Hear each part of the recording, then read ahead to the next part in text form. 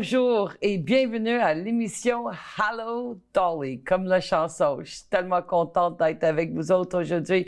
Encore une autre semaine extraordinaire avec quelqu'un que je tiens beaucoup à cœur. C'est une femme que j'ai connue il y a 20 ans.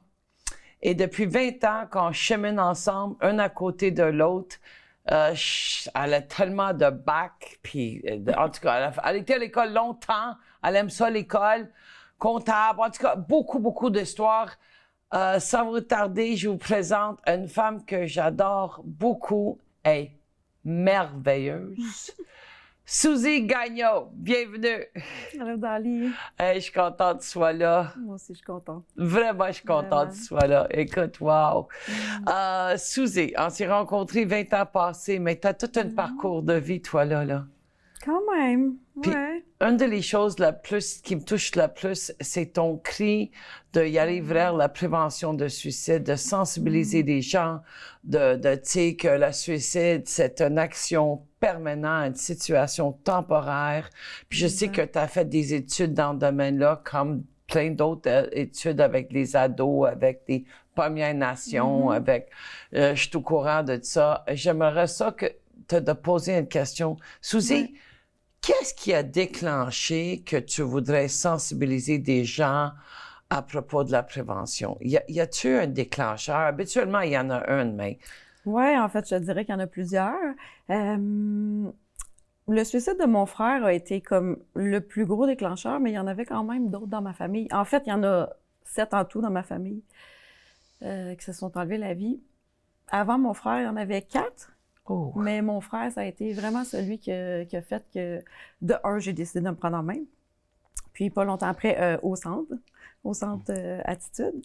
Pas longtemps après, quelques mois après, je m'inscrivais à l'université en santé mentale pour justement travailler ça, comprendre les problèmes de santé mentale, comprendre qu'est-ce qui amène quelqu'un à vouloir, à avoir des idées suicidaires, puis à passer à l'action aussi, là. C'est un petit peu comme ça que ça a commencé. Question pour toi. Est-ce que tu crois que le suicide, ça prend du courage ou c'est lâche? En fait, c'est ni l'un ni l'autre. Ah! Non, ouais. Vraiment? Exact. Souvent, les gens ont cette mauvaise perception-là de penser un ou l'autre. Il y en a qui vont dire ça prend du courage de passer à l'action. Puis il y en a d'autres qui disent c'est lâche d'abandonner ses proches. Mais quand quelqu'un est rendu au bout, qu'il voit plus de lumière, qu'il n'y a plus rien, qu'il n'y a plus de solution, il n'y a plus rien. Il n'y a plus de ça, de notion de lâcheté, courage. Ça va même avec jusqu'à ceux qui ont des enfants. Il n'y a plus rien. C'est noir. C'est le désespoir total. Donc, il n'y en a plus de notion d'émotion. Fait que c'est vraiment ni l'autre, ni un ni l'autre. C'est vraiment le vide. C'est l'absence de solution, en fait, qui fait que... L'absence de solution, Ouais. c'est bien dit. Exact. Puis, parce que j'essaie de comprendre, j'ai déjà pensé à mourir, à suicider comme tel, de vraiment faire l'acte. Je pense que c'est arrivé une fois dans ma vie que je me suis dit, mais ça passait tellement vite, je vais rentrer dans cette poteau-là, j'étais sur la route, je venais juste de vivre. Pour moi, c'était énorme à l'époque. Puis je dis, écoute, je vais en finir parce que c'est arrivé en 93, je me souviens comme c'était hier.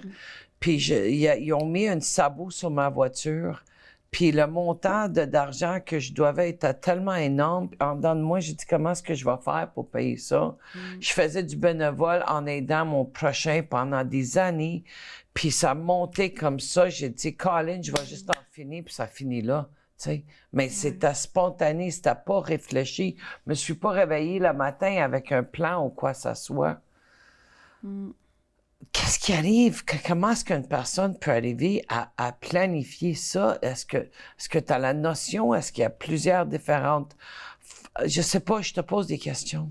Oui, bien en fait, toi, qu'est-ce que tu donnes comme exemple? C'est quand même plutôt rare que les gens vont avoir un seul flash, puis c'est là que ça se passe, tu sais.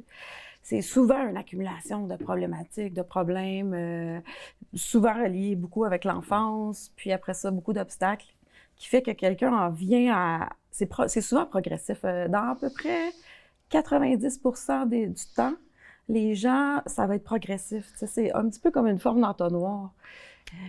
Ça commence par 90? Ouais, 90, c'est assez rare.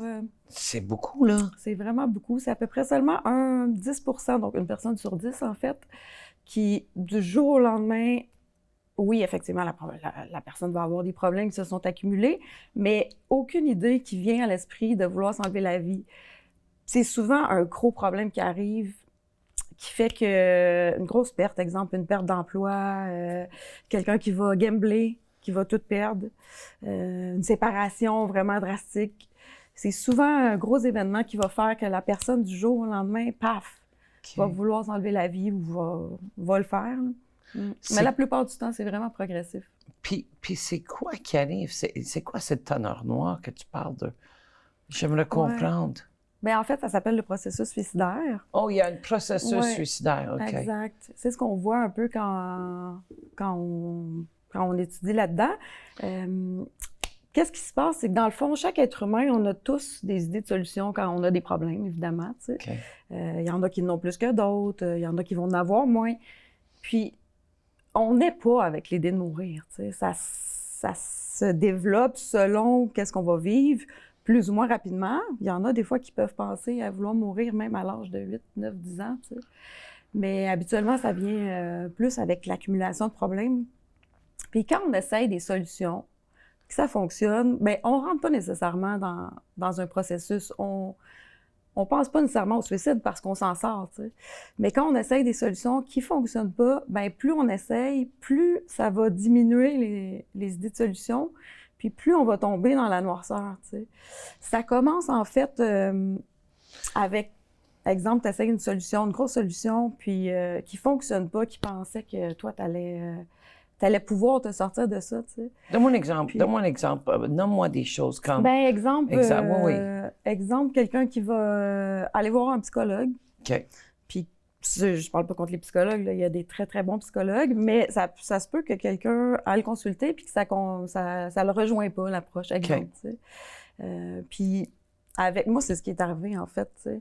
Puis après plusieurs temps, là, ça a pris 2 ans et quelques avant que je fasse comme, ben non, là, c'est assez, là, ça m'aide pas. Ça m'aide pas, j'avais l'impression de toujours m'enfoncer plus, tu sais. Puis à un moment donné, j'ai juste arrêté de la voir, tu sais. Puis pour moi, c'était une solution vraiment comme importante sur laquelle je me disais, ça va fonctionner, tu sais. J'en avais d'autres, tu sais, je parlais avec ma meilleure amie, je parlais avec ma sœur, je parlais avec ma mère, j'avais quand même des gens autour de moi, mais celle-là, c'était, je dirais, la solution qui était celle que je voyais qui allait m'aider à m'en sortir le plus. Donc, quand ça s'est passé, il y a eu le suicide de mon frère, mais d'autres choses aussi, tu sais, j'ai été en arrêt de travail, j'étais en dépression, j'ai été en arrêt de travail. Puis là, au début, je pensais pas à ça, le suicide. Puis en fait, il y a plusieurs formes de suicide. Tu sais, il y en a que ça va être comme toi, tu dis, là, c'était clair, là, l'idée d'un flash, là, je vais fausser dans le poteau puis je vais mourir, tu sais. Mais des fois, c'est plus sournois que ça. Tu sais, dans mon cas, moi, je me suis toujours dit, là, faut pas oublier, là, il y en avait déjà 5 à ce moment-là, quand j'ai commencé à consulter, puis je m'étais toujours dit, hey, jamais je vais me suicider. Je peux pas laisser ça à mes proches, tu sais, je le sais, c'est quoi la peine qu'on laisse aux la autres, peine, surtout. Oui, mais c'est parfois insidieux, comme dans mon cas. Plus je m'enfonçais, plus j'essayais de solutions qui ne fonctionnaient pas, bien, plus je restais dans mon lit, plus je m'isolais, moins je parlais à des gens.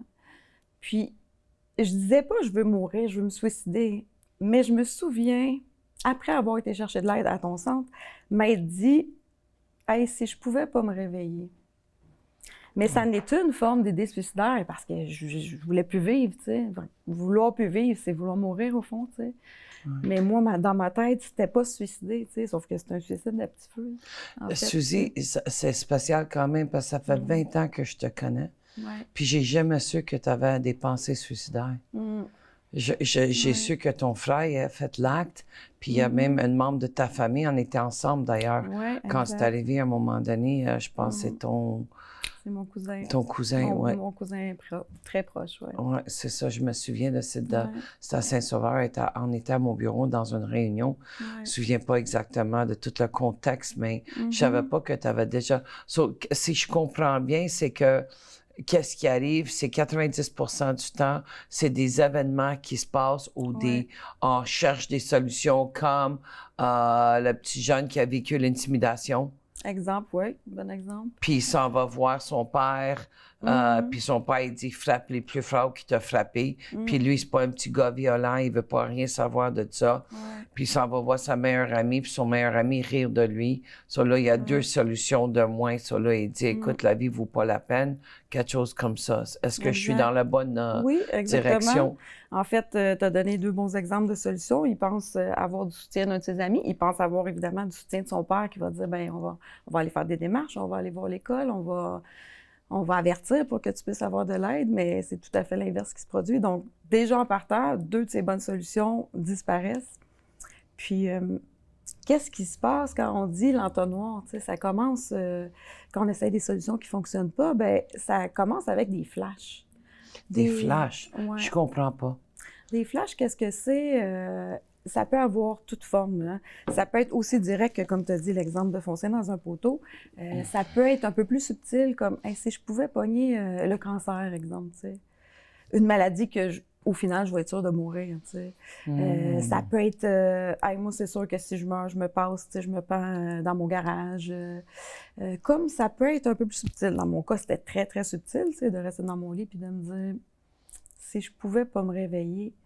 Mais ça peut être également, des fois, il y a des gens qui ont justement perdu des gens par des proches de eux, puis qui se disent « Hey, je vais aller leur rejoindre, tu sais. Je pense que lui, il est bien, il est libéré de ses problèmes, ben je vais faire la même chose. » Parce qu'évidemment, quand quelqu'un passe à l'acte ou a des idées suicidaires, des comportements suicidaires, ça l'ouvre la porte automatiquement aux proches, que ce soit de la famille, que ce soit des amis. C'est rare que ça fait seulement une victime, tu sais. Ça veut-tu dire que ça a de l'effet domino? C'est ça que je comprends? Exactement. C'est un bon terme. Ouais. OK. Ça, il y a de l'effet domino. Ouais. Puis, mais c'est parce que je sais qu'il y a beaucoup de jeunes aujourd'hui qui vont dire oh, si tu me donnes pas ça ou si on fait pas ça, je vais me suicider. Tu sais, mais ça, est-ce qu'on prend ça à légère? Bien, je te dirais que de nos jours, on entend ça souvent, tu sais. Oui. Même des insultes comme « va donc te suicider », tu sais. Oui. Moi, quand j'entends ça, je peux pas croire qu'on en est rendu là, tu sais.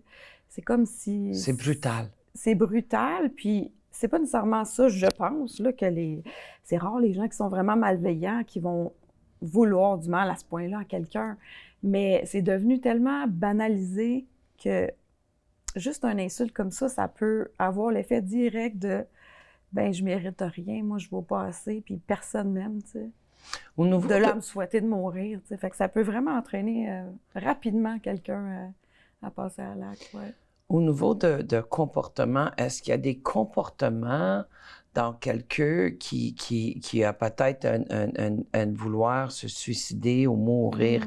Est-ce qu'il y a des choses qu'ils font? Est-ce qu'ils donnent leurs affaires? Est-ce qu'ils... Je sais pas, je te pose la question. Oui, c'est une bonne question. En fait, j'ai parlé de flash. Ça commence par des flashs. Des flashs.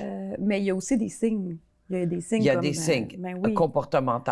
Oui, exactement. OK. Donc, perte d'intérêt pour ses loisirs, pour qu'est-ce que la personne aime.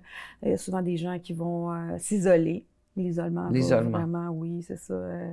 Il n'y a personne qui est bien avec soi-même, qui a envie de voir d'autres mondes. T'sais. Des fois, on peut être entouré de monde, mais se sentir quand même seul. Mais souvent, les gens qui commencent à penser au suicide vont s'isoler de plus en plus. T'sais. Ça, c'est des gros signes.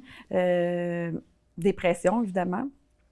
Je suis allée voir les statistiques, puis ça disait que environ, là, c'est arrondi, mais à peu près 90% du temps, quand quelqu'un pense au suicide, c'est toujours relié 90% du temps à la dépendance, que ce soit alcool, drogue ou autre, et aussi problèmes de santé mentale. Puis problèmes de santé mentale, c'est pas juste des grosses problématiques comme la schizophrénie, bipolarité ou le trouble de personnalité limite, où on voit souvent des gens qui vont se rendre là. TDAH, tout ça. Exact. Borderline. Mais ça peut être... Parce que souvent, les gens ils pensent que la dépression, ouais, c'est temporaire, mais ça va passer. Mais la dépression, ça fait partie des problèmes de santé mentale graves quand même. Même l'anxiété généralisée, tu sais. Puis de plus en plus, les gens sont anxieux, tu sais. Fait que de plus en plus, les gens développent des troubles d'anxiété généralisée. Donc ça en fait partie de la santé mentale. Ça, j'ai attendu. Ouais. J'ai attendu que quand tu as un problème d'angoisse, c'est parce que tu as un problème de santé mentale. Ouais. Écoute, moi, je vis de l'angoisse de temps en temps. C'est très rare. Je suis plus une personne stressée que anxieux. Ouais. Mais je suis plus stressée temporairement, plus feu. Mais de l'anxiété et un problème de santé mentale, je trouve ça grave. Mais tu sais, tantôt tu parlais des personnes qui ont des flashs, comme une flash que le monde sera mieux sans moi, comme des... Exact. Oui, des flashs comme ça, ouais. OK. Je serais libérée autant que, oui, les gens seraient libérés ou il y a personne qui m'aime, tu sais. Des fois, il y en a La qui victimisation. pensent... Ben, en fait, je dirais pas victimisation parce que plus la personne s'enfonce, moins elle voit de gens autour d'elle, ben moins elle pense qu'elle est aimée, tu sais. Fait que victimisation, c'est pas nécessairement le bon terme, je dirais, c'est plus... la personne pense qu'elle a plus d'entourage pour la soutenir, tu sais. Moi, je me C'est souviens plus ça. d'avoir vu un documentaire d'une étude qui était une de l'étude qui a duré le plus longtemps de Harvard, l'Université de Harvard. Ouais. Puis dans ce documentaire que j'ai vu, il disait que le besoin fondamental chez les êtres humains, c'est d'être en relation avec les autres. Mais il disait aussi que la pire ennemie, c'est l'isolement. Ouais. Les gens qui s'isolent, que c'est terrible de s'isoler. Puis moi, je sais que durant la COVID, et je veux pas nécessairement embarquer vraiment dans ce sujet-là longtemps, parce que je sais avec le travail qu'on fait ensemble, puis aussi universel, là, les gens, ils ont vécu beaucoup de isolement, de trauma, de peur, de l'inquiétude. Et quand la pandémie est partie en mars 2020, moi, j'ai eu peur. Moi, j'ai eu tellement peur. Écoute, j'ai été m'acheter de la bouffe comme j'ai jamais acheté. Et la plupart de bouffe, il y a pourrir, tu sais. Mais j'avais tellement peur que la guerre s'en venait, puis que c'était la fin du monde, parce que c'est ça que j'entendais sur les nouvelles et tout ça. Ça me... moi, j'ai eu peur, tu sais, puis ma fille était enceinte à ce moment-là, puis là, j'avais peur pour le bébé, pour mon fils, écoute, mais j'ai tourné ça de bord, j'ai sorti de là, mais je me souviens toujours qu'est-ce que Harvard a dit, que le pire ennemi chez l'être humain, c'est l'isolement. Ouais. Puis moi, je me souviens, puis en intervention, comme qu'on fait, moi, je réalise qu'il y a des gens qui dorment trop. Ils ne veulent pas sortir de leur lit. Puis ça existe de trop dormir que je ne savais pas. J'ai lu ça à quelque part ou j'ai appris ça à quelque part. Je ne me souviens pas le source. Mais j'ai su que dormir trop parce que plus que tu dors, tu te lèves puis tu es fatigué. Ouais. Mais c'est parce qu'ils ne veulent pas se réveiller. Comme les gens, des fois, ils n'ont pas le goût de manger parce qu'ils n'ont pas le goût de mordre dans la vie, j'imagine. Ouais. Comme qu'ils ne veulent pas répondre à leurs amis ou parler ou socialiser parce qu'ils ne trouvent pas intéressant ou qu'est-ce qu'ils ont à dire intéressant non plus. Ça, c'est vraiment un cercle vicieux. Oui, puis en fait, l'exemple que tu donnes, c'est exactement comment moi, ça s'est passé, tu sais, de me rendre jusqu'à me dire, ça me tente plus de me réveiller, tu sais. C'est comme ça que ça s'est passé progressivement, de m'isoler. Puis qu'est-ce qui arrive quand quelqu'un s'isole? Bien, c'est qu'on ouvre une porte, oui, à l'anxiété, mais aux peurs. Puis plus on nourrit les peurs, plus ça prend de l'espace. Puis plus ça prend de l'espace, moins on a d'énergie parce qu'on devient anxieux, on dort pas bien. Donc là, on reste plus longtemps au lit. On a moins le goût de se lever. Quand on se lève, pour moi, rendu au bas de l'entonnoir, là, juste de penser me laver, c'était impensable. C'était vraiment là, très, très lourd de me faire à manger, de vouloir me laver, me brosser les dents. Le ménage chez nous, c'était vraiment pas propre, là. C'était gros comme une montagne. Tout est parce que j'avais plus d'énergie. Parce que j'étais tout pris là-dedans dans l'isolement, dans l'anxiété, dans les peurs. Dans le tonneau noir. De plus voir personne aussi, de me dire j'ai pas vraiment d'importance. Tu sais, les gens m'appellent plus, mais en fait, c'était pas la réalité. Tu sais, c'était une fausse perception parce que les gens m'appelaient. Ma sœur m'appelait, ma meilleure amie m'appelait, mais je répondais juste plus. Puis, ben, c'est ça que ça a donné, tu sais, de rester vraiment encore plus isolée, puis encore plus enfermée, puis d'être pratiquement au fond de l'entonnoir, tu sais. C'est vrai que quand on appelle une personne, puis on appelle, puis à un moment donné, la personne ne te rappelle pas, on se dit qu'il mange l'amour, il ne suis pas intéressé en moi, il ne veut pas rien savoir de moi, mais on ne sait pas qu'est-ce que l'autre personne peut vivre sur l'autre bord. Exact. C'est ça. Ouais. Est-ce que tu penses qu'il y a plus de... Est-ce qu'il y a un âge où est-ce que les gens sont plus suicidaires? Est-ce que dans les... Je sais pas. Bien, en fait, oui, dans les statistiques, la tranche d'âge où on voit le plus de suicides, c'est entre 15 et 35 ans. Ah! Oui, Wow! c'est la deuxième cause. En fait, le suicide, c'est la deuxième cause de mortalité à cette tranche de vie-là. Puis, Où ça? À Québec, au Canada? Au Canada. En Amérique? Au Canada. Au Canada, oui. Répète-moi ça, s'il vous plaît, c'est épouvantable. À partir de 15 ans, donc à l'adolescence, mi-adolescence, jusqu'à 34-35 ans. Le deuxième cause? Oui, la deuxième cause de mortalité, c'est le suicide. Ouais. Puis 3 fois plus d'hommes que de femmes. Mais c'est à toutes les tranches d'âge. En bas de ça, parce que comme j'ai dit tantôt, ça peut même commencer à 8, 9, 10 ans. En bas de 15 ans, ben c'est, je pense, 5 fois plus de jeunes filles qui vont vouloir mourir que de garçons. Wow! Ouais, ouais. Puis à un moment donné, ça devient comme l'inverse, mais ça peut être à toutes les tranches d'âge. Même les personnes âgées peuvent passer au suicide, tu sais. Moi, j'ai parlé avec quelqu'un qui travaille dans un centre de personnes âgées. Puis il m'a dit que les gens, ils meurent souvent, puis on ne sait pas, c'est parce qu'ils ont pris une overdose de leur médicament. C'était ça dans le temps, là. On parle quand même de 25-30 ans. Là, c'est contrôlé, on donne un montant de pilules par jour dans des petits contenants, dépendant qui, mais qu'il y en avait beaucoup qui se suicidaient. Parce qu'il était seul, parce que personne venait le voir. Et où est-ce que mon beau-père était à Brossard, puis je nommerai pas le nom de la place, mais lui, un jour, il était regardé dehors de sa fenêtre, puis il était en bas à ce moment-là, et il a déménagé après, mais il y avait une personne qui a sauté dehors de sa troisième étage, puis il est mort sur le coup. Je dis, c'est grave. Il me semble qu'à 80 ans, 90 ans, 75 ans, je pense pas à se suicider. Mais ça, c'est moi, parce que j'ai tellement le feu sacré de vouloir vivre ma vie pleinement, puis de la vie, il n'y a pas assez de jours d'heures dans une journée pour moi, parce que je suis passionnée de la vie. J'ai la misère à me mettre dans cette vibe-là. Comme la dernière session, ça m'a vraiment touchée. Je sais pas comment est-ce qu'il s'appelle, le monsieur, mais... son nom me revient pas, mais il a dit « J'avais hâte que ça finisse. » Puis je l'ai regardé, j'ai dit « Tu parles de quoi? » Il dit « Mais j'avais hâte que la vie finisse. » J'ai dit « Tu veux dire mourir? » Il dit « Oui. » Puis il dit « Aujourd'hui, j'ai le goût de vivre parce que j'ai compris. » Tu sais... La soif de vivre. Ouais, la soif de vivre. Là, il a changé ça d'abord. Au lieu de vouloir mourir, il a décidé de vivre. Mais c'est vrai que le centre Attitude sauve des vies et ça change des vies.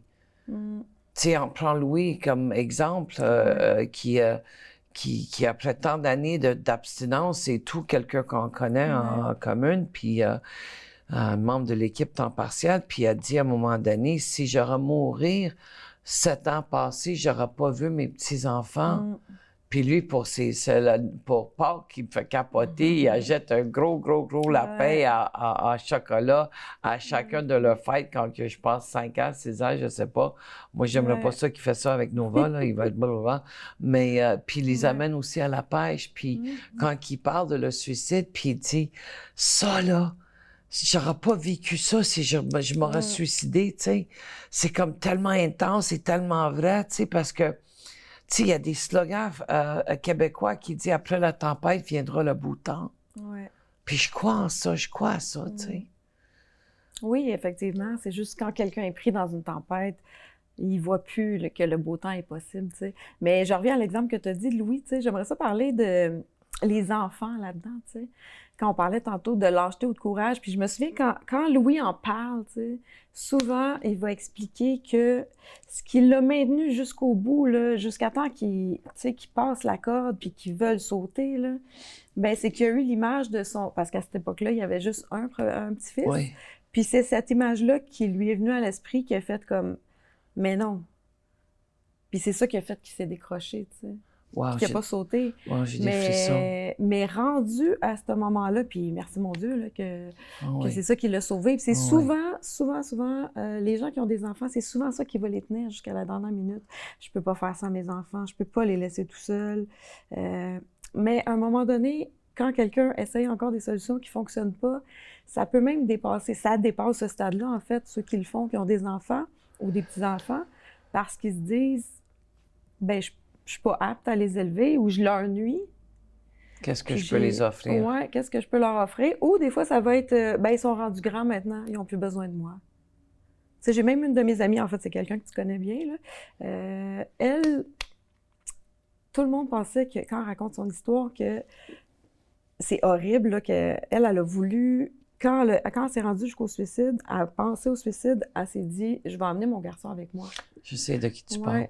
Parce que pour elle, dans sa tête, c'est pas je veux que mon gars meure, c'est que je peux pas laisser mon fils comme ça. Qui va s'en occuper, tu sais? Son père est pas dans le décor, il y a personne pour s'occuper de lui. Puis je pense à cette époque-là, son garçon, il avait peut-être 7-8 ans, quelque chose comme ça. Puis elle, c'est par amour. C'est contradictoire, mais c'est vraiment ça, par amour pour son fils, qu'elle se disait, ben je vais mourir avec lui, tu sais. Je vais l'amener avec moi, comme ça, il souffrira plus, tu sais. Fait que ça va jusque-là quand quelqu'un est dans la noirceur. Encore là, elle s'est prise en main, tu sais, elle a décidé de venir s'aider, de venir au centre, puis de faire les démarches. Ça l'a sauvé. Ça l'a sauvé son garçon. Puis aujourd'hui, elle est épanouie. Elle a un garçon, wow, là, tu sais. Elle est cadre, elle se dépasse.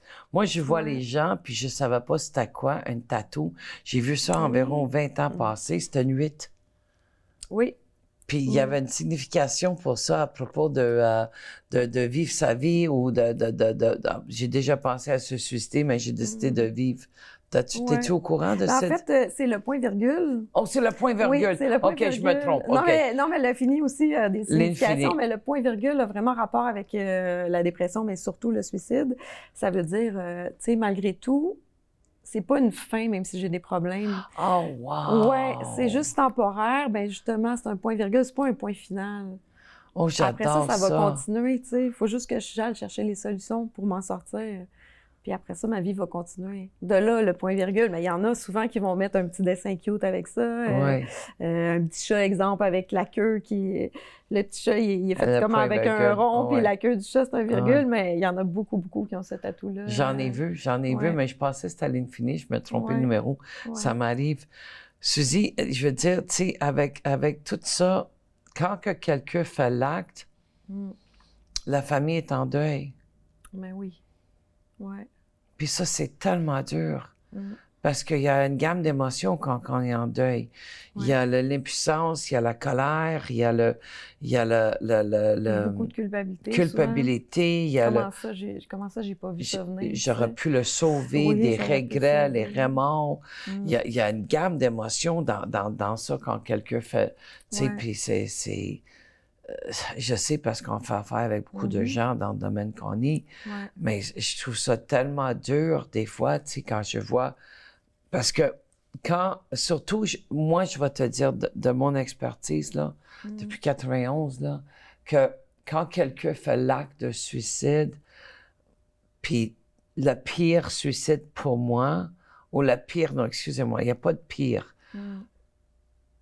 Le deuil qui est le plus dur pour moi, c'est le deuil quand tu perds un enfant. Oui, effectivement.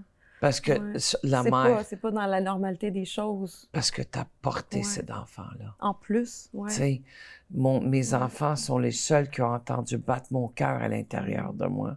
C'est le seul temps dans ma vie que j'avais 2 cœurs puis 4 poumons pendant que j'étais enceinte avec mes enfants, tu sais. Ça, je veux dire, que les gens qui viennent nous voir des fois en session attitude, mais c'est ça, moi je trouve que ces gens-là, mais il y a une qui m'a tellement touchée, son nom c'est Ninon. Ninon a perdu son fils, puis son fils il a été 35 ans, j'ai vu ça sur Facebook l'autre jour. Puis c'était écrit, qu'est-ce qu'elle a écrit? Elle dit, ça fait... T'aurais été 35 ans. T'es venu dans ma vie comme un ange, puis t'es toujours mon ange. Elle a fait tellement du travail pour s'en sortir. Puis c'est toujours la référence que je vois.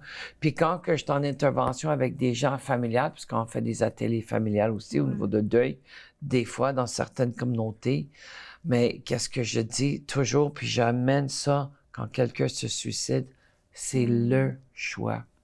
C'est pas Ouais. mon choix, c'est pas ton choix, c'est le choix. Effectivement. Puis ça, c'est la réalité, tu sais. Ouais. C'est pas ça que j'aurais voulu pour eux, c'est pas ça que j'aurais planifié pour eux, c'est leur choix. Mais qu'est-ce que je vois souvent, c'est les gens qui vont faire l'acte de suicide, c'est souvent relié, je crois, au niveau de toxicomanie puis l'alcoolisme. Une personne qui dort pas 3-4 jours, qui sniffe la coke toute la nuit ou qui boit en outrance, ils ont plus de tendance à vouloir se suicider, faire la pendaison. Puis moi, je crois que quand ils font la pendaison, c'est parce qu'ils veulent arrêter le comité de hamster dans leur tête, ils veulent plus penser. Ouais.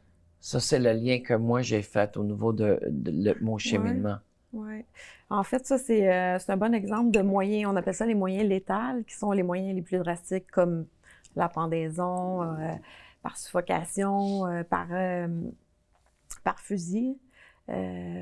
C'est souvent les hommes qui vont avoir tendance à utiliser ces moyens-là plus drastiques. Oui, les hommes. Femmes, les femmes vont avoir plus tendance, ça ne veut pas dire qu'ils ne peuvent pas penser à essayer de se pendre, mais les femmes vont avoir plus tendance à y aller avec des moyens, je vais dire, plus soft, comme exemple, avaler toutes ces pilules, tu sais. Comme ça, la c'est souffrance, plus doux. oui, c'est ça, la souffrance est moins drastique. Mais ça change pas que la mort vient aussi avec ça. Mais, ouais, mais ça fait du sens de dire, je vais couper, tu sais, je vais couper mes idées parce que c'est trop lourd, j'en ai trop dans la tête, ça prend toute la place. Tantôt, tu as mentionné quelque chose qui m'a vraiment touchée parce que j'en connais beaucoup de parents qui ont perdu des enfants pour des problèmes de santé mentale qui n'ont pas été bien diagnostiqués. Sur le parent, il ne savait pas quoi faire avec le jeune parce qu'on ne trouvait pas une solution. Je ne parle pas contre le système, je ne parle pas contre personne. C'est la vie a un plan divin. On est toujours à la bonne place au bon moment avec la bonne personne en train de faire la bonne chose. Mais il y a des choses, des fois, qui viennent me chercher. Quand j'ai vu quelqu'un que je connais pas très bien, mais via Facebook, puis elle écrit, c'est mon gars, il aurait été diagnostic, la façon qu'il aurait dû être diagnostiqué, il n'aurait jamais fait l'acte. Mais encore là, c'est facile à blâmer toute la ville de Montréal qui ne sait pas comment conduire, puis je suis le seul.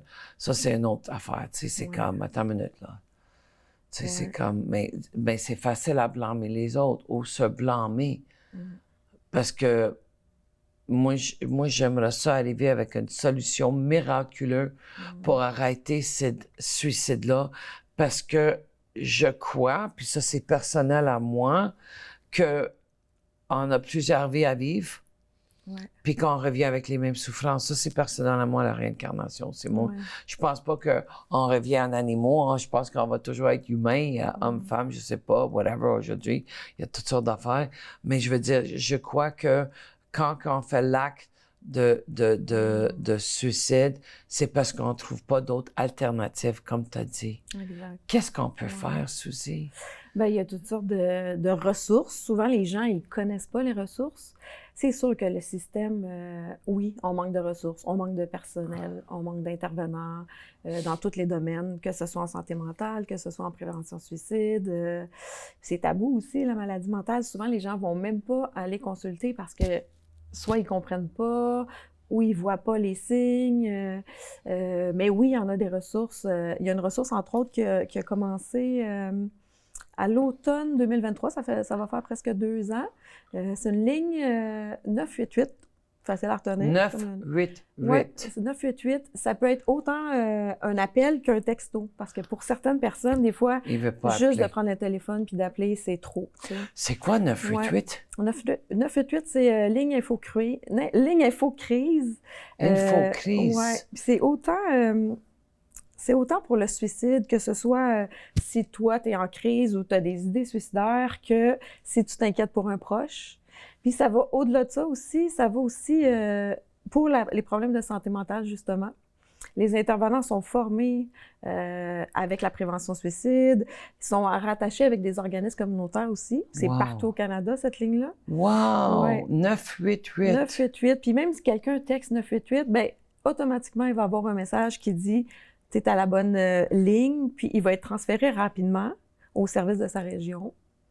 Puis ça va commencer avec un intervenant qui évalue la situation. Est-ce que c'est vraiment une crise urgence? Bien là, ça peut être, on appelle les urgences, mais c'est vraiment, vraiment confidentiel quand c'est pas une crise où on doit appeler que c'est urgence 911, tu sais.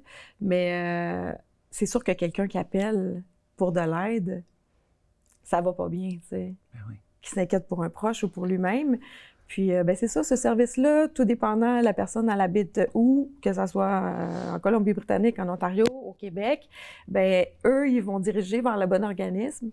Puis, s'il y a de l'attente, si, exemple, la personne, elle appelle, puis que c'est pas nécessairement en lien avec le suicide, mais là, il relie ça avec un problème de santé mentale ou quoi que ce soit, ils vont quand même garder la personne en ligne.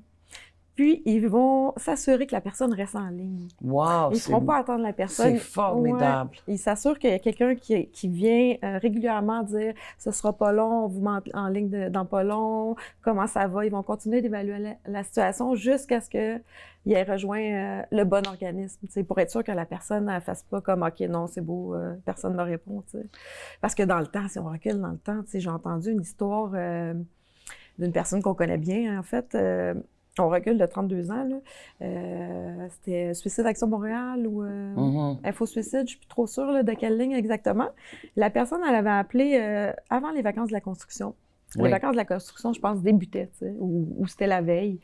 Puis, j'ai entendu ça récemment. Quand il a appelé, là, c'est 32 ans, là, mais la personne lui a dit « ben écoute, on ne peut pas t'aider, c'est les vacances de la construction, rappelle dans 2 semaines. » Si ça sera encore comme ça de nos jours, non, mais ça a évolué, tu sais, ça a évolué. On a compris l'urgence de quand il y a une problématique, quand on s'inquiète pour un proche, tu sais, c'est important d'aller se renseigner. C'est important de ne pas garder ça pour soi aussi, parce que souvent, les gens qui pensent au suicide, mais qui veulent pas trop, tu sais, que ça s'ébruite, ou qui sont inquiets, ou qui veulent pas que les autres s'inquiètent, ils vont dire, ben parle-en pas à personne, s'il te plaît, tu sais. Oui.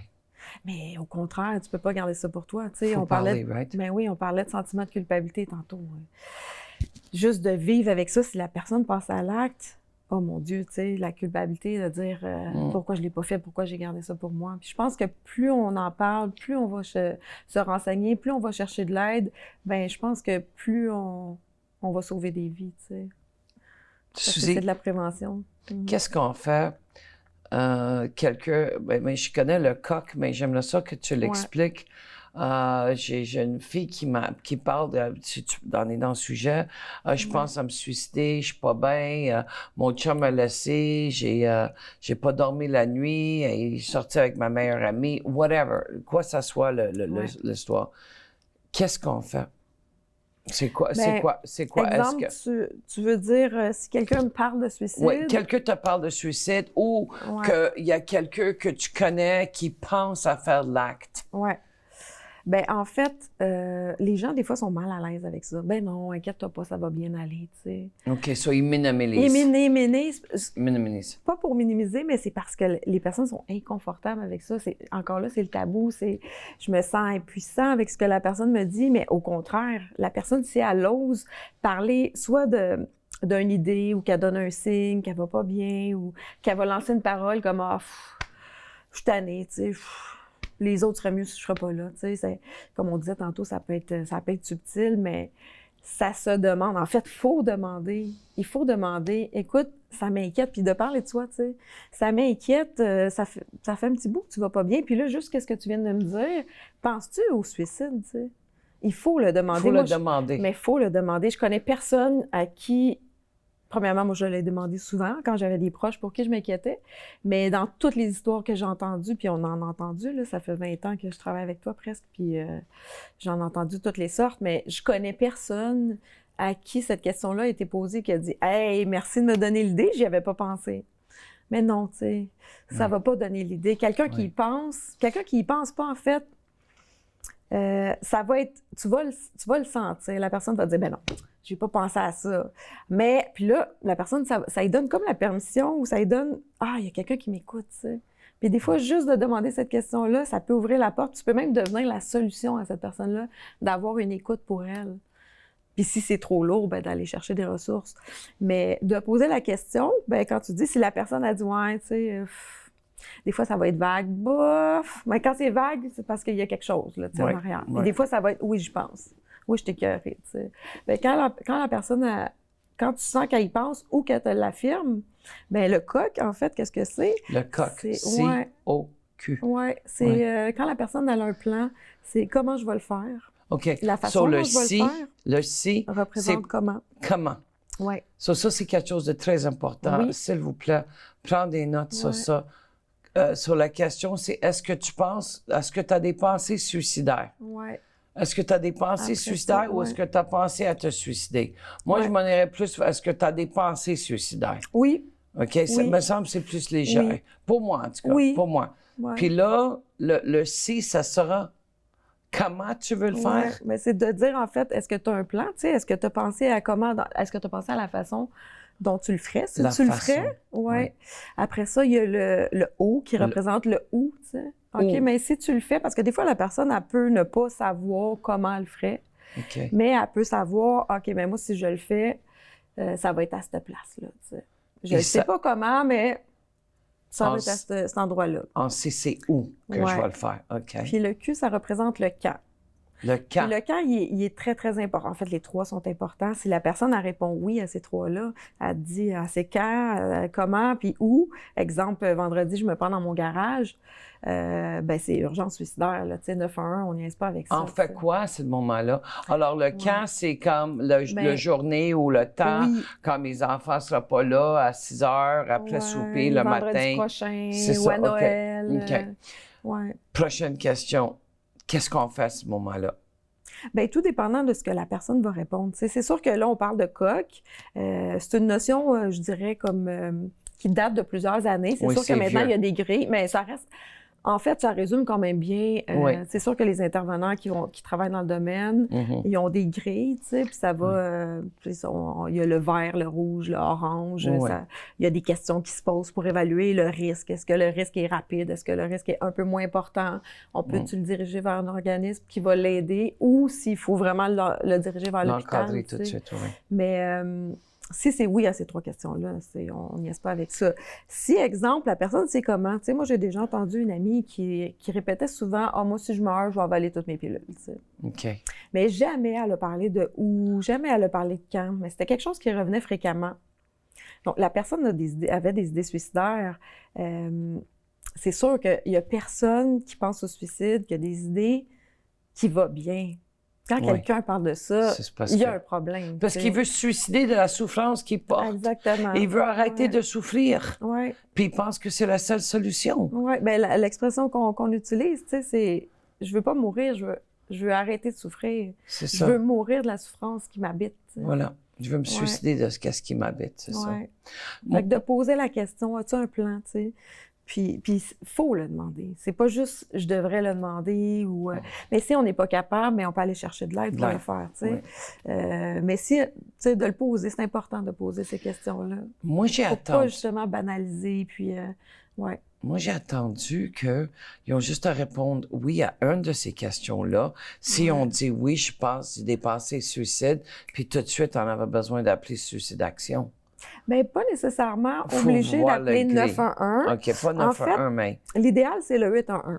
811. Ou le 988, comme j'ai parlé tantôt. 988 ou 988, qui est une ligne extraordinaire. 811, c'est au niveau de santé mentale, des problèmes, parler... n'importe quel problème de santé, en fait. Oh, puis oui? Si quelqu'un a mal, un bobo quelque part, s'inquiète pour « Mon Dieu, j'ai-tu un début de cancer? » ou « J'ai-tu quelque chose? » Mais en fait, le 811, ce qu'ils vont faire, c'est qu'ils vont poser des questions. Puis eux vont évaluer, OK, y a une urgence? Puis eux vont diriger vers la bonne place. Mais le 988 a comme un peu... c'est vraiment axé que sur suicide. Mais c'est axé aussi sur... on a parlé de santé mentale tantôt, mais aussi les gens qui sont endeuillés. Endeuillés? Par rapport au suicide, oui. Oh, wow! Oui, eux autres aussi vont être dirigés vers les organismes par rapport au deuil. Mais le 811, quand on ne sait pas quoi faire, on appelle le 811, puis eux vont évaluer, ils vont poser des questions à la personne ou vont poser des questions via toi, mais pour voir, tu sais, est-ce que ça rentre vraiment dans une urgence suicidaire? Est-ce qu'on le dirige vers telle place? Est-ce que finalement, il n'y a pas tant une urgence, mais comment la personne pourrait aller chercher de l'aide pour régler son problème, tu sais? Fait que 988 ou 811, je pense que c'est... Puis le 888, le 811, eux, automatiquement, si c'est urgent, ils vont appeler le 911, tu sais. Ils vont envoyer tout de suite les urgences. Ils vont continuer à parler avec la personne, continuer à poser des questions, mais ils vont quand même appeler les urgences. Tu vois, je comprends que quelqu'un, puis ça, c'est moi, là, je comprends, puis je suis pas pour le suicide, je suis pas pour rien de ça, là. Aucune violence, aucune mortalité. Je souhaite à les autres qu'est-ce que je me souhaite, évidemment. Mais je crois que quelqu'un, comme j'ai un ami pharmacien qui est à 84 ans, qui me dit « Dolly, j'ai telle maladie, j'ai vécu ma vie pleinement. J'en ai plusieurs personnes dans mon entourage, j'ai beaucoup, beaucoup de monde autour de moi. » Puis il me dit « J'ai demandé de l'aide à mourir. » Puis j'ai parlé avec Claude, puis j'ai dit « Claude, t'es sérieux? Tu veux vraiment mourir? » Il dit « Dolly, j'ai eu une vie fantastique. J'ai vu mes petits-enfants.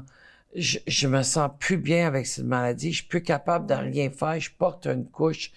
J'ai une sac. » Il dit « Ma qualité de vie. » Je pouvais comprendre, tu sais. Je pouvais comprendre qu'il veut de l'aide à mourir, mais de vouloir se suicider parce qu'on ne trouve pas de solution, j'ai un petit peu plus de misère avec ça. Oui. Mais je te dirais que j'ai beaucoup la même opinion que toi, en fait. C'est mitigé, l'aide à mourir, l'aide médicale à mourir. Tu sais, autant les personnes vont s'essayer des fois alors qu'il y aurait des solutions, autant des fois, c'est vraiment... moi, je me dis, ouais, moi aussi, je serais dans sa situation. À quoi ça sert, tu sais, si je vais mourir bientôt, puis si j'ai plus de qualité de vie, puis si aussi mes proches doivent subir ça, tu sais. Mais je vais te donner un exemple. C'est arrivé récemment, tu sais, ma mère, elle a fait un ACV fin avril. Puis ma mère, elle a toujours dit, moi, je vis jusqu'à 100 ans en santé, tu sais. Puis moi, dans ma tête, j'ai jamais imaginé ma mère mourir avant ça parce que elle a tellement toujours affirmé ça. Moi, je vais mourir en santé. Tu sais, ma mère, c'est quelqu'un qui s'est beaucoup renseigné sur la nutrition, qui faisait attention à ce qu'elle mangeait, qui lisait beaucoup là-dessus, en tout cas. Puis, dans ma tête, c'est comme ça. Mais avec l'ACV, qu'est-ce qui s'est passé? Tu sais, ma mère, elle a 82 ans maintenant. Puis, qu'est-ce qui s'est passé? Ben là, elle a perdu l'usage de la parole temporairement. La vision aussi est vraiment beaucoup atteinte. Un paquet d'affaires, là, tu sais, au début des premières semaines, elle était hospitalisée. Après ça, elle était en centre de réadaptation. Oui, je me souviens. Ça fait pas longtemps qu'elle est sortie. Elle est sortie à la mi-août, tu sais.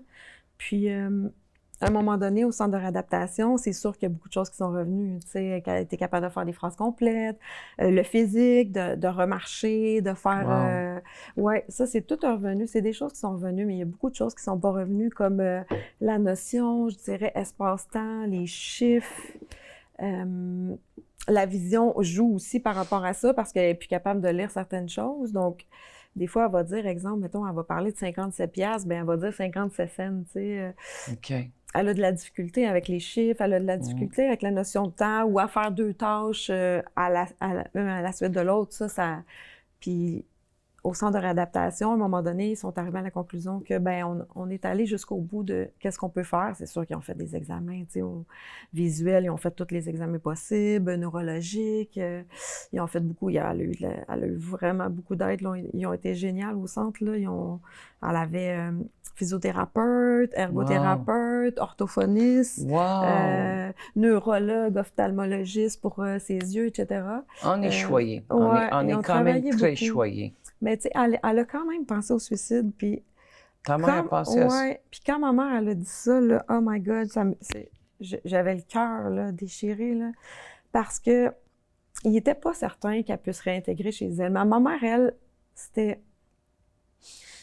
Si je peux pas retourner chez nous, puis qu'on m'envoie dans un centre, je veux mourir. Ah oui. Je veux mourir, je veux pas être dans un centre à plus pouvoir rien faire, à juste dépérir, parce qu'on le sait, dans les centres, c'est pas évident, là, tu sais. Souvent, il manque d'activités, il manque de choses, ou ils ont de moins en moins de visites, tu sais. Fait que ma mère, non, c'était... Puis, tu sais, en ayant perdu son propre fils, mon frère, quand ma mère, elle a dit ça, parce qu'ils ont parlé de l'option, tu sais, puis il était délicat avec elle, mais il disait, Madame Gagné... L'option de l'aide à mourir? Non, même pas. C'était elle qui a dit suicide, mais eux la préparaient à la possibilité qu'elle n'ait pas le choix de s'en aller en centre, tu sais. OK. Je suis tout émotif, je pense à ta mère, je pense à ma mère. Ouais, j'essaie de... Ouais, je comprends. Mais à ce moment-là, quand elle a utilisé ce mot-là, là, moi puis ma soeur, on était dévastés, là.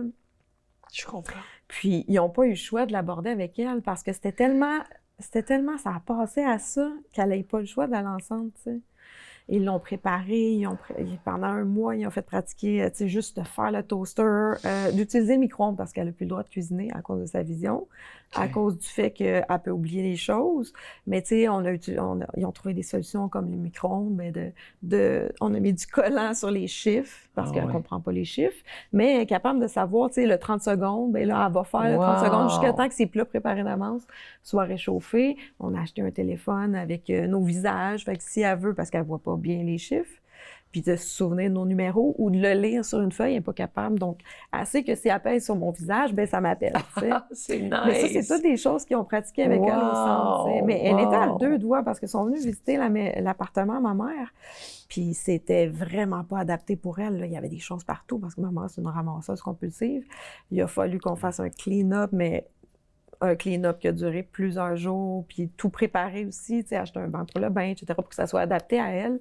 Puis eux sont venus faire un tour, puis ils ont vu que c'était faisable, parce qu'il y a la voisine d'à côté qui est son amie, parce qu'il y a ma tante qui est proche, parce qu'il y a ma soeur qui est proche, parce que le CLSC, ce CLSC avait quand même du personnel, des services pour qu'elle puisse avoir quelqu'un qui vienne matin et soir, pour s'assurer qu'elle prenne sa médication, pour s'assurer qu'elle mange, un bouton d'urgence, en tout cas.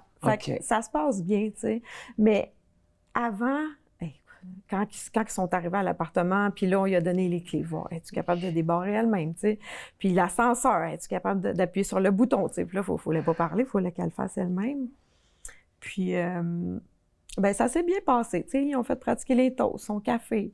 Il y a beaucoup de choses qui étaient plus faciles pour elle, chez elle, que ce qu'il avait fait pratiquer au centre, parce que là, elle était dans son environnement. Évidemment, ça a été cleané, là, tu sais. Il n'y a plus rien presque qui peut empêcher, qui peut nuire à sa vision, c'est plus chargé, tu sais. Mais elle a quand même pensé au suicide à 82 ans, après avoir perdu son propre fils par suicide, tu sais. Fait que ça peut être vraiment à n'importe quel âge.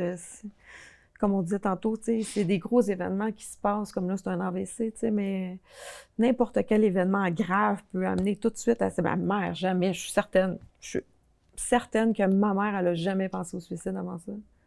Mais c'est venu comme ça, tu sais. Puis encore là, dans les statistiques, ils disent à peu près une personne sur 10, comme je disais, il ne va pas passer par l'entonnoir, tu sais. Il va avoir un gros choc, puis bang, direct, tu sais.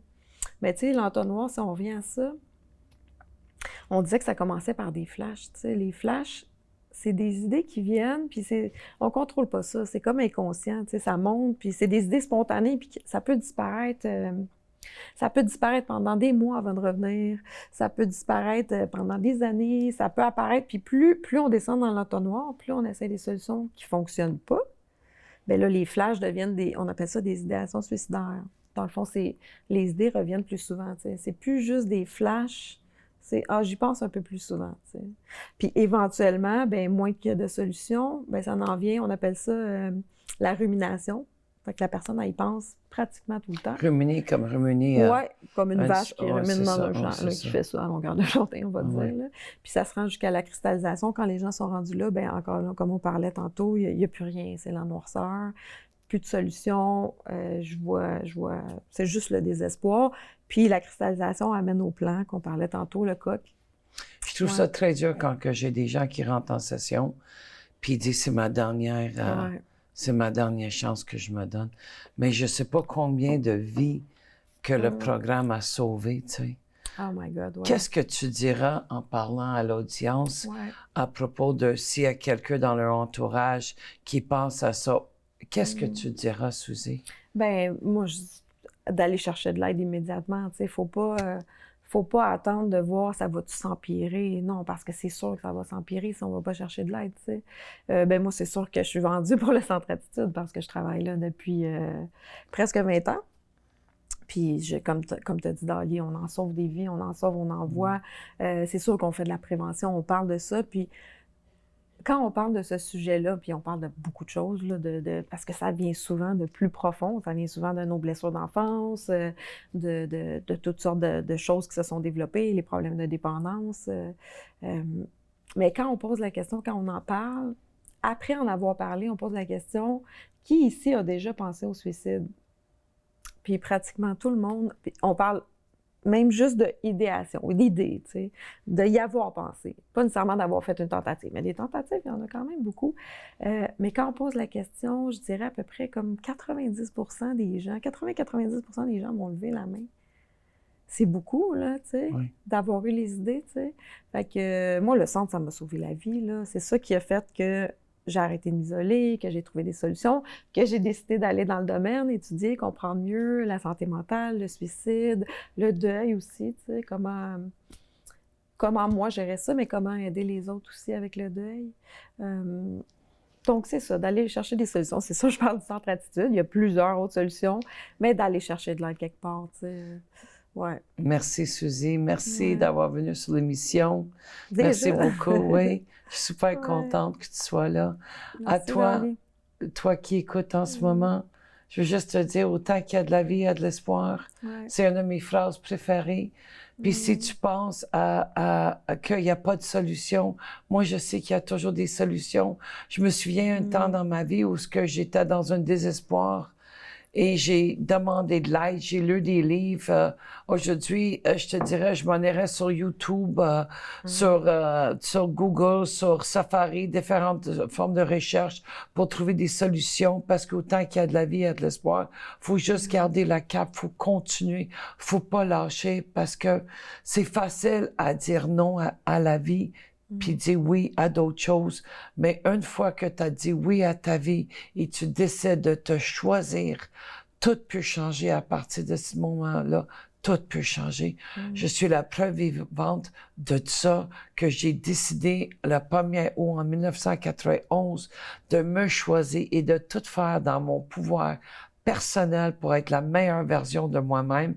Puis une fois que j'ai goûté à ça, mais qu'est-ce que je fais depuis 91? C'est que je transmets ce message à d'autres personnes qui sachent qu'il y a de l'espoir et tout est possible. Quand tu veux, tu peux. Faut croire, pouvoir. Puis c'est la première étape. Tu prends le téléphone, tu appelles 988, tu appelles 811, tu appelles 450-240-0404, le bureau d'attitude. Le bal est dans votre camp. On est commandité par eux en passant, mais l'importance pour moi, c'est que tu te choisis. Je veux juste te dire merci. Merci d'être là. Pour les jeunes aussi, hein, Dali? Les jeunes, téléjeunes, oui. Les jeunes au centre aussi. Au centre, oui, centre Attitude, oui. On a des fins de semaine d'adolescents aussi. Merci d'être là. Merci d'être la personne que tu es et la personne que tu es en train de devenir. Et j'ai bien hâte de te voir sur le même poste, à la même heure, la semaine prochaine avec un autre invité. Continue à t'aimer, t'es aimable.